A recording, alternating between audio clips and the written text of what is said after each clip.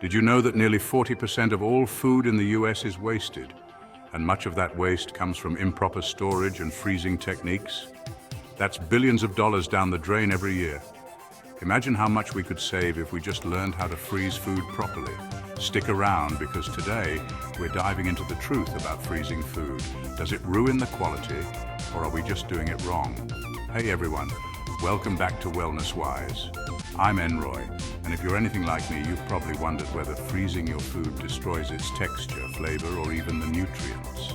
Today we're going to explore this fascinating topic and uncover some game-changing truths about freezing food. Spoiler alert, it's not as bad as you might think. All right, so let's talk about the real concerns people have when it comes to freezing food. We've all had that experience where we pull something out of the freezer and it's just not right. Maybe it's covered in frost or ice crystals, or the texture is completely off. And of course, there's that dreaded freezer burn. Nothing says unappetizing like gray, shriveled meat or mushy vegetables. One of the biggest concerns people have is that freezing changes the texture of food. Whether it's frozen fruits that turn mushy when thawed, or meat that seems drier after cooking, the texture is a major issue for most of us. And who could forget the flavor? We often assume freezing dulls or alters the flavor of our favorite foods, making them taste bland or less vibrant than fresh ingredients. And finally, there's the nutritional aspect. There's this widespread belief that frozen food isn't as healthy as fresh food. But is that really the case? All right, time for a little science lesson. So what really happens when we freeze food? To understand this, we need to look at what's going on inside the food at the molecular level. Foods contain cells that are filled with water. When you freeze food, the water inside those cells turns into ice crystals. If these ice crystals are large, they can damage the cell walls. This is where texture issues come into play. When you thaw the food, the damaged cells can't hold onto their structure, which can result in that dreaded mushy texture.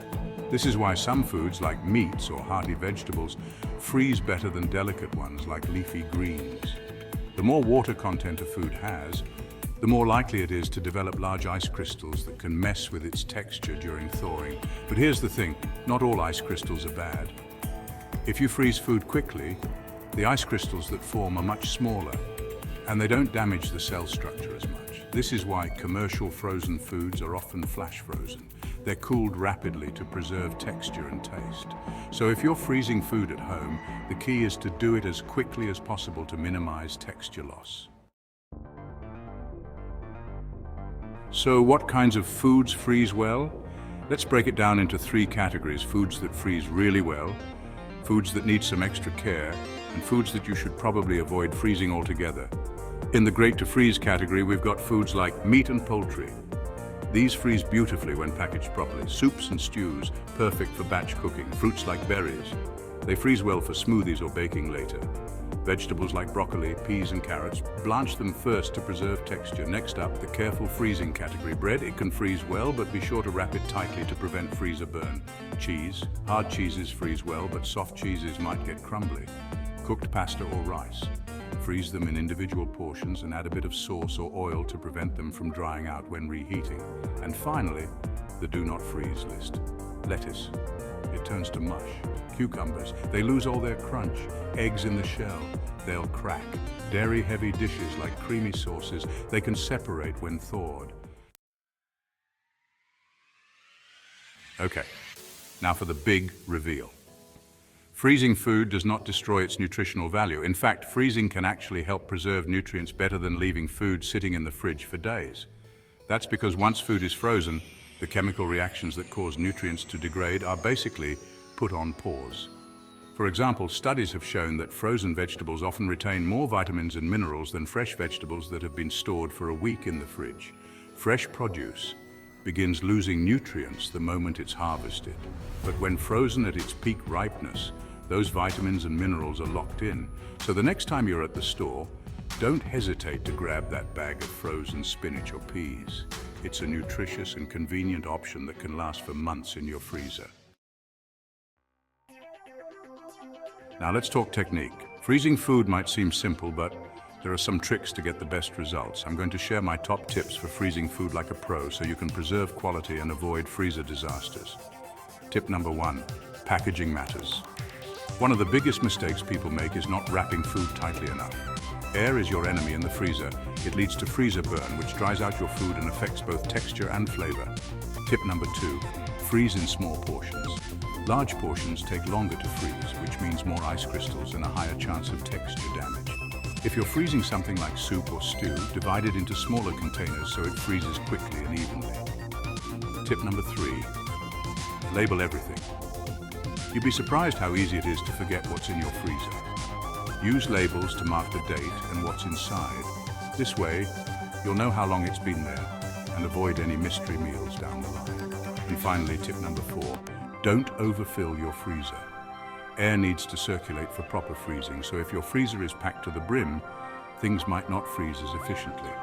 Keep some space between items for better airflow. Now that we've mastered freezing, let's talk about thawing.